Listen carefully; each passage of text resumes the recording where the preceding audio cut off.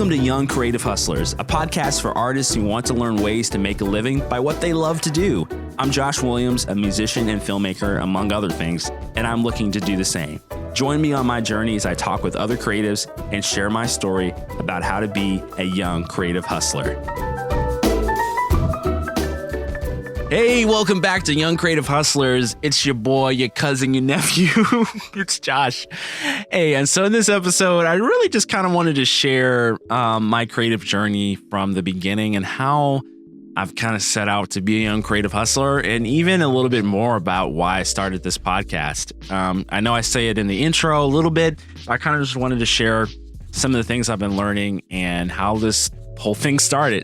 So I guess it goes back to when I was probably about 5 years old, and I had a really knack for music, and my parents saw that.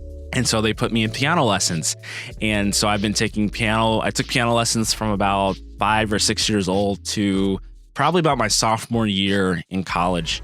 And everything I've been doing since I was a kid has been related to the arts. So besides playing the piano, I also picked up the drums in about 4th grade, and I did bands. I did advanced band, jazz band, district band, played at my church, played on the worship team when I was in college. And then also when I was in school, I was homeschooled, but I was at like a homeschool co-op.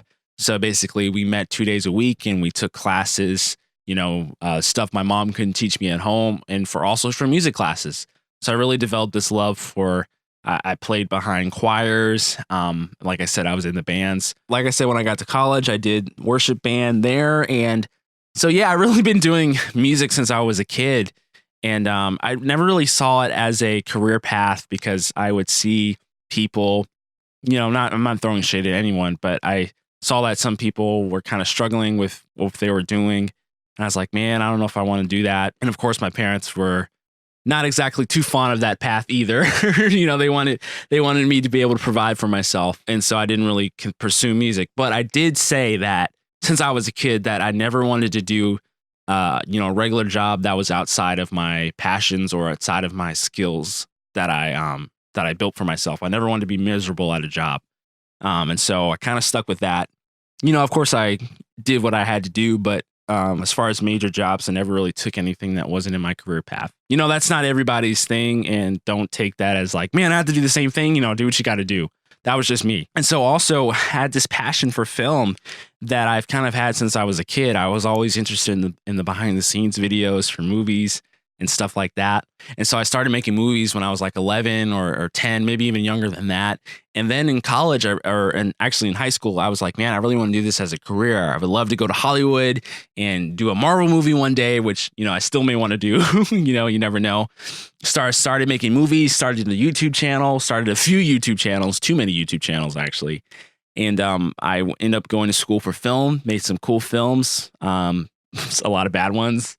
One has 2 million views, so I'm probably going to share the story about that one soon. And so that's what I did. And I got out of college and I was like, I'm going to go freelance. I'm going to go make some money doing video work. Because again, I was like, I'm not going to do anything outside of my field.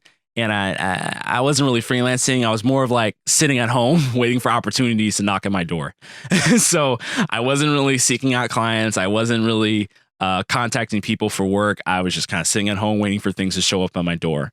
Granted, I did do a commercial where I was acting in it, and that was on TV and a lot of people saw it. So I was like, man, I could do this. I could act and I can get my video freelance game going. And then the end of summer came and my dad was like, okay, Josh, you can't be sitting at home. You need to get a job. I was like, what? No, Dad, I'm freelancing. I've got my thing together. I got my stuff together, Dad. He's like, no, son, no, you need to go get a job. And I was like, no, it hurt my soul so much. But I ended up applying. And next thing I knew, I think I only applied to maybe 2 places. And the next thing I knew, I was working full time. I was like, so am I hired? Like, what's going on? And so I've been working at this really awesome real estate company. And I started as a videographer / editor. And then eventually I became kind of helping to oversee the media department. So it's been a really cool journey. I've learned so much, and that position has grown me so much. and revealed things about myself I didn't know and revealed more about my passions. And through all that, creating videos, creating social media marketing stuff, I realized that I had another itching desire, and that was to create music. I never really created music, recorded it before this. I did it maybe for one summer, but I got frustrated that it didn't sound the way I wanted it to. I was like, man, this doesn't sound professional. This doesn't sound radio ready, so I'm not going to do it anymore. I'm not going to make music. And so I kind of stopped. But 2017, I really had this burning desire to create something. I was like, I want to create an album. And so I did. I got with a producer I found, and he gave me a really good deal. Shout out to DJ. And I did my first album, 6 tracks. It came out in 2018. And after that launched, next thing I knew, I was doing shows left and right. I got a group together, and we started performing together. And we did a lot of shows, and it was this incredible experience that came from just wanting to do an album. And I did it, and we performed at a music festival, got to open for some really dope Christian acts. And that all happened from just this idea to do something and just to fulfill a bucket list item, really. That's really what it was. I was like, this is on my bucket list. I really want to do it. And so I did it.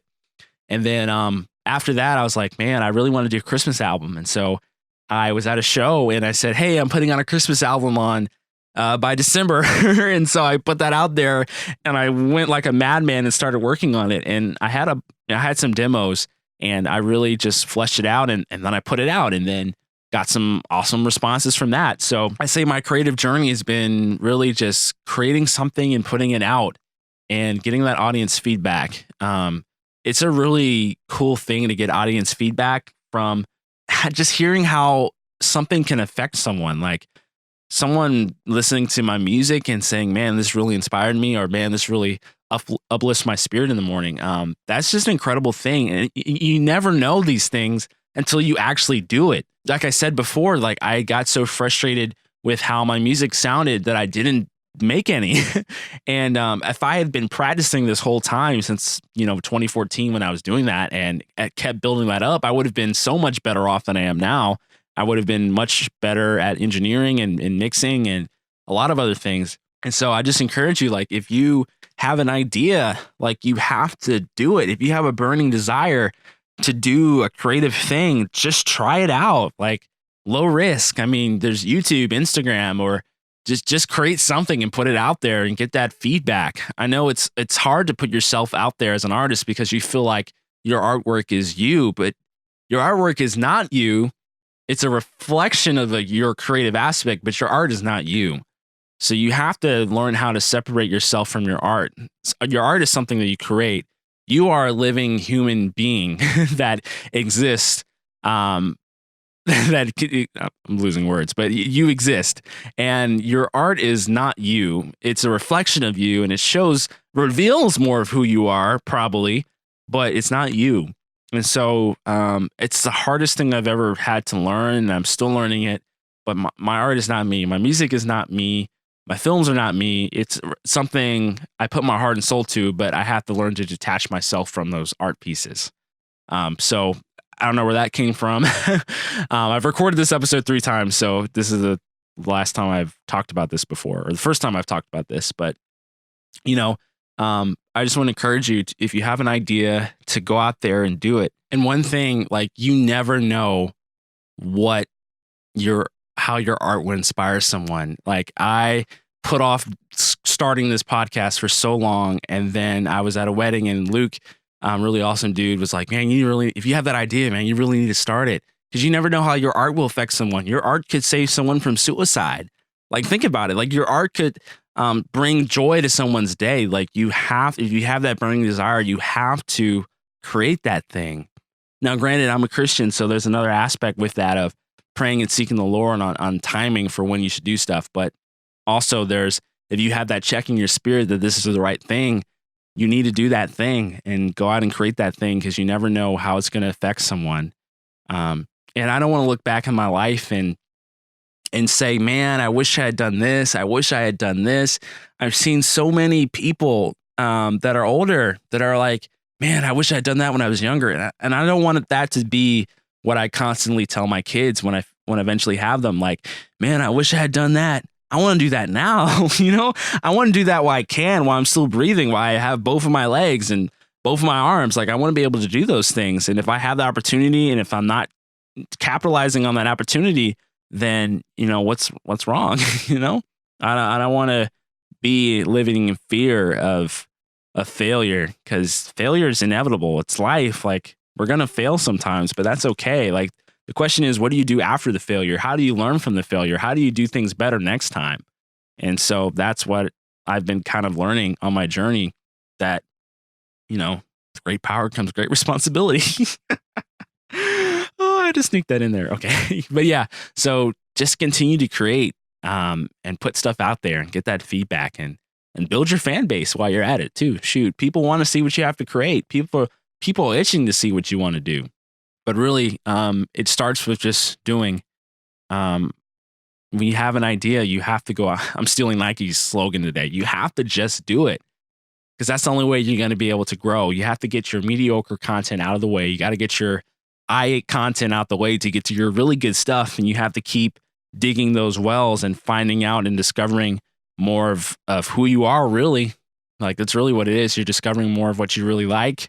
You're getting all of your influences out there, because you may sound like a copy at first. You may sound like someone else when you're making music, or when you're acting. You may be copying a specific actor's style. You have to get all that out the way so that you can give and discover more of who you are as a talent, as a creative. I don't know if that makes any sense, or if that's helping you at all, but I just wanted to share that from 5 years old to now, what kind of been my journey and where I'm going, and I'm just trying to continue to grow as an artist and to get better, and hopefully share what I'm learning, and hopefully that inspires you.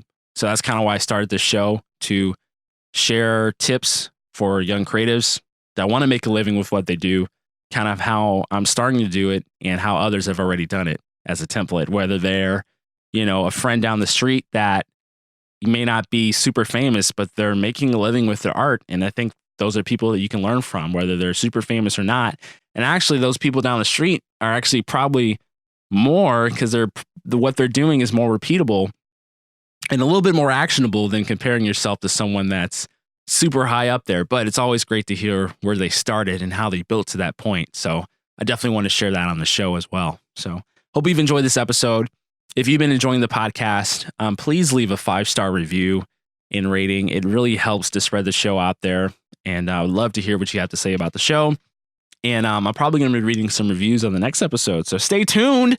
Shout out to everyone who's left a review. And also make sure you subscribe, because that shows that people like the show. And if you have any questions you want me to answer on the show, I'd love to do that. youngcreativehustlers@gmail.com. And if you want to follow me on my music journey, @Keycentric on most social media platforms, and on Spotify and Apple Music and wherever else you can get music. And if you want to see what I've been doing with my films, you can follow me on YouTube, Josh Reels. You should be able to find me. Anyways, see you guys in the next episode. Can't wait to bring you some more amazing guests. Peace.